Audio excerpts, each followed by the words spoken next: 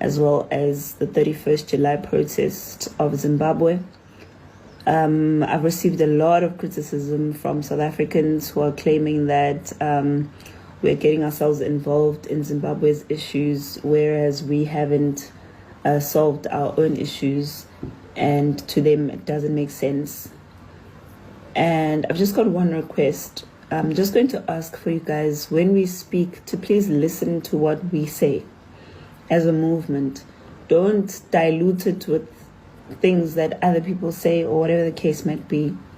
Because I've seen a lot of people claiming that, for example, we said that all immigrants must leave the country, whether documented or undocumented. Some of them have claimed that we have been promoting violence. There's a lot of things, which obviously we can't deal with propaganda and misinformation now. There's a lot going on, which is why I'm asking you guys, when we speak, listen to what we say as a movement. Don't listen to what people say we said, you know. If there's no evidence of us saying it, please don't listen to it, okay? So here's the point of what I'm saying. From inception, from the get-go, from day one, we have always been consistent in the principle that we do not want any immigrants who are leaving this country, from any country for that matter, especially African countries, to leave and then leave in body bags, for example. We want them to leave in peace, and we want them to leave. And when they leave, the message remains, they go home and they fix their countries. That has always been the message. It's been consistent. It's never changed. So we're not saying go home in Zimbabwe and starve. We're not saying go home and start doing crime. That's not what we want. We're saying, when you go to your country, go home, fix your country, make sure that it works, not just for you, but for the future of that country, your children, and also of the entire continent, because that's the objective of what we want to achieve. Now, it doesn't take away from the fact that we want illegal immigrants to go. We want foreigners to go who are in the country fraudulently, who are here using the wrong reasons, who are committing crimes and all of those things. We insist on that. That doesn't change, because our country can't be a playground for all kinds of people who have messed up their own countries and now want to come to South Africa and bring that entire mess here. You know, we've seen the many incidents that people are trying to gaslight us about when it comes to the issue of foreigners and illegal immigrants and the behavior that they have in our country. We've seen zamazamas and the destruction that they've brought to our communities, to families, you know, and we've seen even the drug dealers who are thriving in communities. We've seen the hijacked buildings. We've seen the crime. We've seen even the labor laws being broken in the country, where modern day slavery has become a thing. But that does not mean that we do not want them to go back to their countries and fix their country. Now, the important thing about Zimbabwe is that Zimbabweans are fighting an oppression that we also know and we see. And some of them are here running away from that very same problem, which is what we are advocating for Zimbabweans to stop doing. You can't keep running away from your problems because you're saying you don't have freedom in your country. South Africans had to die for this country to be where it is today. And one of the other things that I did mention was the fact that, you know, if Black people can fight, oppression, colonialism. I know Zimbabwe was the first country to actually get its independence in Africa. So if they were able to do that and they were able to thrive and overcome all of that, why can't they now fight the same oppression just by a different skin color? So do we only see oppression when it comes from white people, even when our own people who are Black like us are oppressing us? We're saying we're going to fold our arms and act like we're helpless. That's not what we want. We want Zimbabweans to go to Zimbabwe, and whatever oppression, whatever issues that they feel they need to fight against, they must fight against.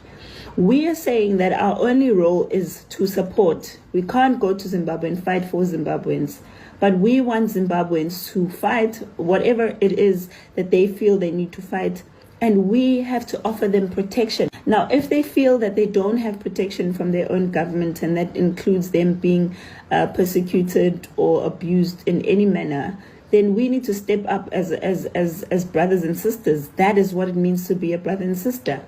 It doesn't mean that we're going to neglect our own fights and saying that Zimbabweans who are in South Africa illegally must go and fight for their country or and fight against their government.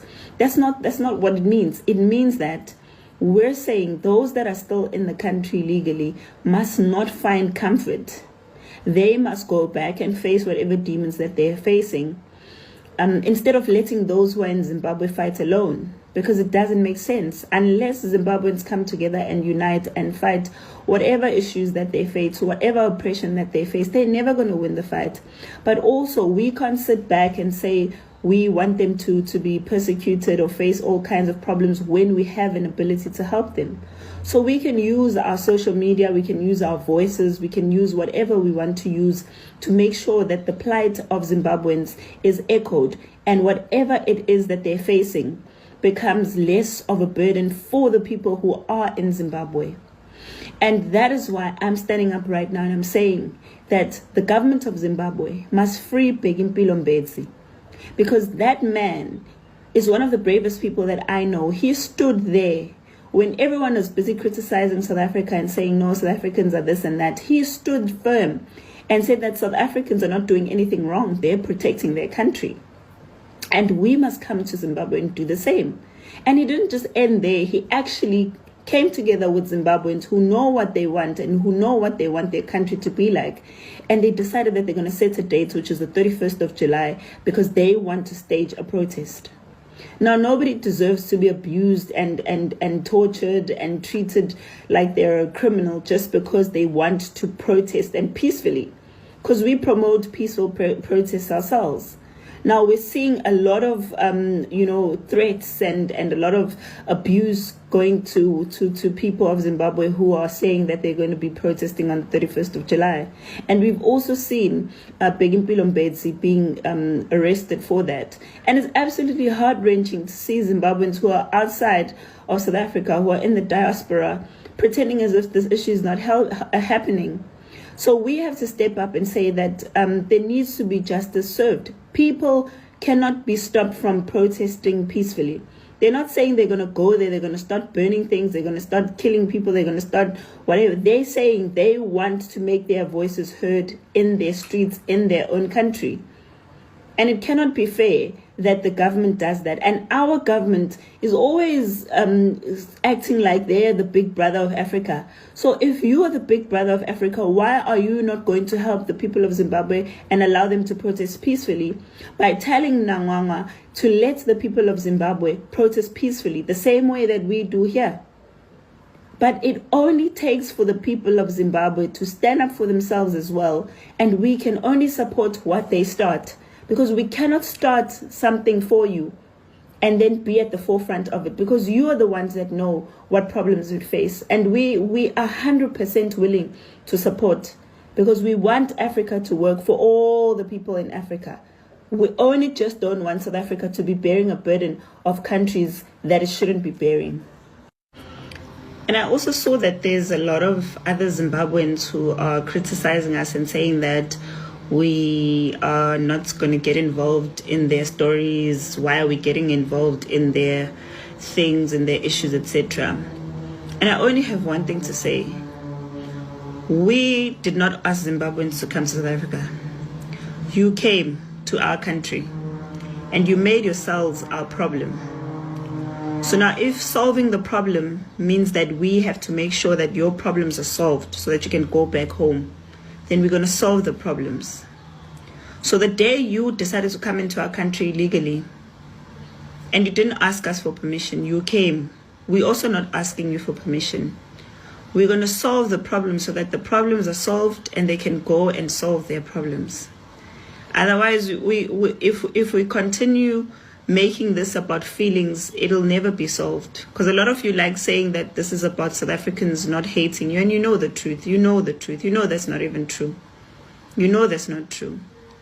But we are not negotiating anymore, unfortunately. We're just going to do what has to be done because the problem needs to be solved.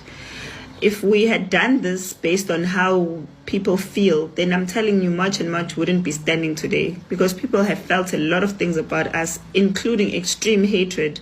Some people have even tried getting rid of us by all means possible. But at the end of the day, we remain firm on principle, because we know at the end of the day, for South Africa to survive, this has to be done. It's not about hatred, and we are not going to be explaining this anymore, unfortunately, because we can't watch our country crumble while we say and make this about feelings. So Bheki Mpilo Mbetsi must be free in Zimbabwe, and you Zimbabweans have a duty to free yourselves and to stand up for yourselves and your children and their future. There's no other way. That's the only Pan-Africanism that we want.